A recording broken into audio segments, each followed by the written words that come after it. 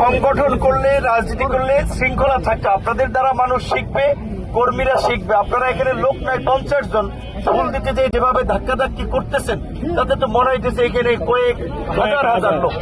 এই কয়েকজন লোক যদি শৃঙ্খলা হয়ে চলতে না পারেন তাহলে রাজনীতি না করা আপনাদের ভালো। কারণ আপনারা তো সমাজের নেতৃত্ব দেবেন, মানুষের নেতৃত্ব দেবেন। তাহলে আপনাদের মধ্যে যদি সেই নেতৃত্বের গুণাবলী না থাকে, যে নিজে পিছনে গিয়ে আরেকজন সহযোদ্ধাকে প্রয়োজনে সামনে দেবেন, নিজে কষ্ট করে আরেকজন মানুষের পাশে দাঁড়াবেন, সেই মানসিকতা আপনাদের মধ্যে আমি দেখতে পাচ্ছি না। সরি, রোজার দিনে আমি খোলামেলা মুখের উপরে আপনাদের সাথে এই কথা বলতে বাধ্য হচ্ছে। এই কারণে এখানে পুলিশের লোক আছে, কতগুলো লোক আছে, আপনারা কয়টা লোক আপনারা অনুরোধ করছেন দেখে আমরা দাঁড়াইছি। আমরা দাঁড়ানোর আগে কিন্তু বলে নিয়েছি যে রাস্তা যেন বন্ধ না হয়, কারণ আমাদের কারণে যেন অন্য মানুষের কষ্ট না হয়। সেই ক্ষেত্রে আপনাদের সেই জন্য একটা দায়িত্বশীলতার পরিচয় দিতে হবে। বিশেষ করে এই গণ অভ্যুত্থান পরবর্তী রাজনীতিতে মানুষ চায় একটা পরিবর্তন। যারা নেতৃত্ব দিবে তারা আগের মতো মানুষের উপরে চাপিয়ে দিবে, মানুষের উপরে খবরদারি করবে। মানুষ এই রাজনীতি চায় না। এইটা এই জুলাই গণ অভ্যুত্থানে গণপ্রতিরোধের মাধ্যমে মানুষ দেখিয়ে দিয়েছে যে মানুষ জনগণের নেতা চায়, জবাবদিহিতামূলক রাজনীতি চায়, জনবান্ধব রাজনীতি চায়। জাতীয় নির্বাচন হয়েছে, আগামীতে স্থানীয় নির্বাচন হবে। আপনারা জাতীয় নির্বাচনে যেমন বিভিন্ন প্রার্থীর জন্য ভোট চেয়েছেন, স্থানীয় নির্বাচনে আবার আপনারা যাবেন। তো এখন জাতীয় নির্বাচনে আপনাদের দল থেকে কেউ এমপি হয়েছে, মন্ত্রী হয়েছে, এবং আপনাদের স্বভাব চরিত্র যদি পরিবর্তন হয়, স্থানীয় নির্বাচনে কিন্তু মানুষ আবার সেটা একটা জবাব দেবে।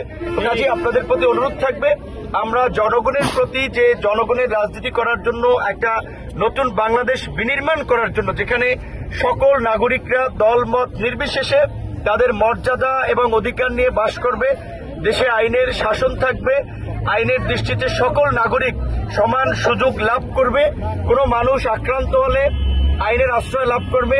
সরকারের যে সামাজিক সুরক্ষামূলক কার্যক্রম, এই যে ঈদের আগে বিজেপি দেওয়া হবে, বয়স্ক ভাতা দেওয়া হয়, বিভিন্ন ধরনের সহযোগিতা, এগুলো আপনারা প্রশাসনকে সহযোগিতা করবেন যেন প্রকৃত ভুক্তভোগী মানুষ পায়। দেখা যায় প্রতিবন্ধী ভাতা নেয় ভালো মানুষ, এইগুলো যেন না পায়। এখন অন্তত আপনারা ইউনোকে, ডিসিকে কমপ্লেন দেবেন যে এই লোকটা ভালো, এই লোকটা সচ্ছল, সেই সহযোগিতা পাওয়ার যোগ্য না, তার এটা বিবেচনা করেন।